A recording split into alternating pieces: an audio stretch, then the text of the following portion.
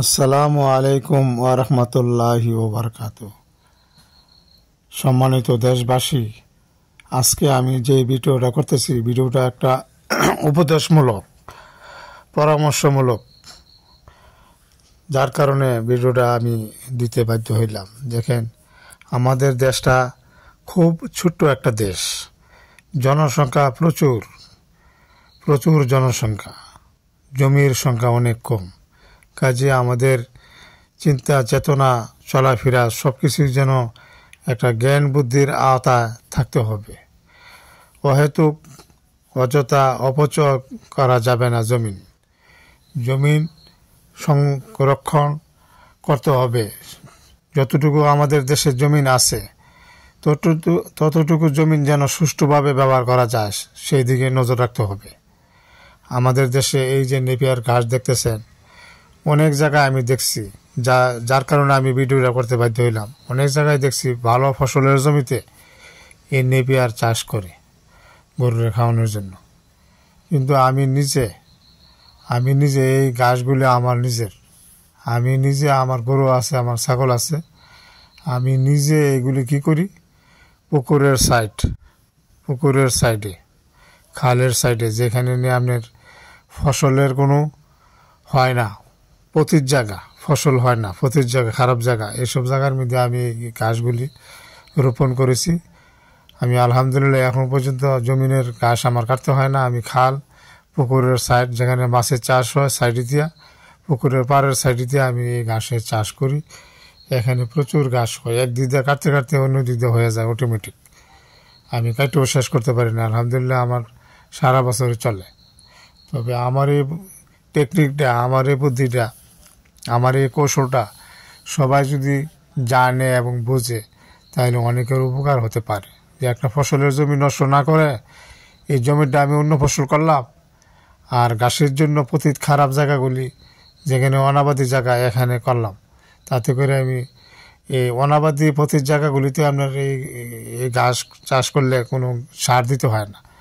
এই পচা গান্দা খারাপ জায়গা, এগুলির মধ্যে অটোমেটিকই এই ঘাস হয়ে যায়, আপনি কাইটেও শেষ করা যান। আমি অল্প একটু জায়গা লাগাইছি, আর 1-2 বছরের ভিতরে পুরা জায়গায় ভরে গেছে। তবে আমি এই জন্যই বলতেছি, সারা বাংলাদেশের মানুষ যেন সচেতন হয়, জমিনের সংরক্ষণ করে ভালোভাবে। আপনি ঘাসের চাষ করবেন, আপনার প্রয়োজন আছে। যদি পতির জায়গা আপনার আশেপাশে, যদি কোনো পতির জায়গা, খারাপ জায়গা নাই, তাহলে তো আর কোনো করার নাই, বাধ্যতামূলক আপনি জমিনে চাষ করবেন। আর যাদের বাড়ির কাছে খালে, নদীর সাইডে অথবা পুকুরের সাইডে আপনি মাছের চাষও করতে পারবেন, পাশাপাশি ঘাসের চাষও করতে পারবেন। আপনার কোনো সমস্যা নেই, মাছের কোনো সমস্যা নাই। আপনি পাড়ের সাইডে যদি ঘাসগুলি লাগান, তাহলে লাভ কি, একদিকে আপনি গরু রেখা হইতে পারবেন, আবার অন্য দিকে মাছও আপনার পুকুরের পাড় ক্ষতি করতে পারবেন না, লাভ।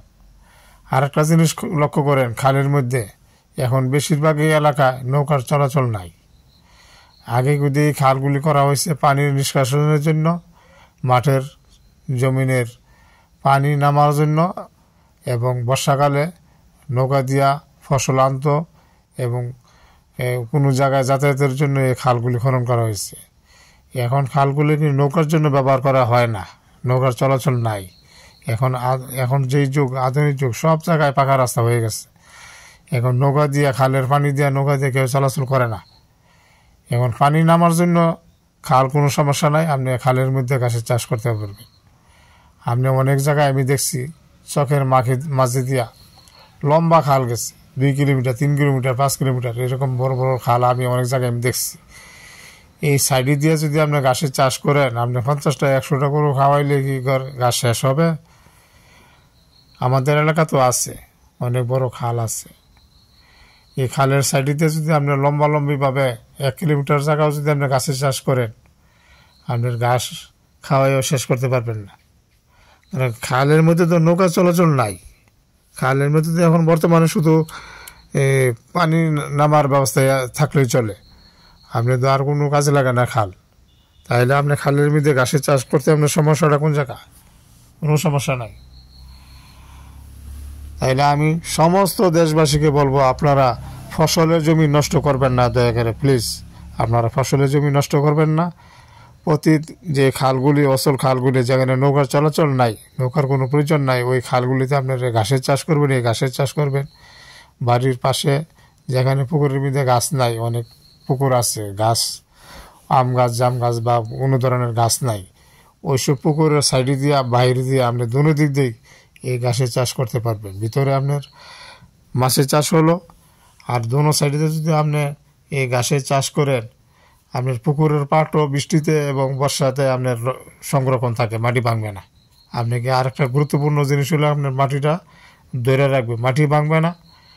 আবার আপনি ঘাসেরও কাজে লাগলো, তা আপনার লাভ কটা। তাইলে ফসলের জমি তো নষ্ট করার কোনো প্রয়োজনই নেই। এই টেকনিকটা হয়তো অনেকে জানা নাই বা অনেকে জানে না, অনেক এলাকা এটা করে না, যার কারণে আমি ভিডিওটা করলাম, যাতে অনেকেই হয়তো এই ভিডিওটা দেখে উপকার হয়, সবার যেন কাজে আসে, এরকম চিন্তা ভাবনা করে আমি আজকের এই ভিডিওটা করলাম। এই গাছগুলি তো আপনারা সবাই চেনেন, এই গাছের নাম তো আর বলবো না। আমাদের এলাকায় এটা নেপিয়ার ঘাস বলে, হয়তো অন্য এলাকায় অন্য নাম থাকতে পারে, তবে এটা গরুও খায়, ছাগলও খায়। এই গাছটা খুব সুন্দর একটা গাছ, দেখেন নরম তুলতুলে পানির মধ্যে। আমি কোনো সার দিতে হয় না, কোনো কিছু করার লাগে না, অটোমেটিক এক দিতে কাটেন অনেক দিতে হয়ে যায়। আপনার এই গাছের চাষ করবেন, অনেক উপকার।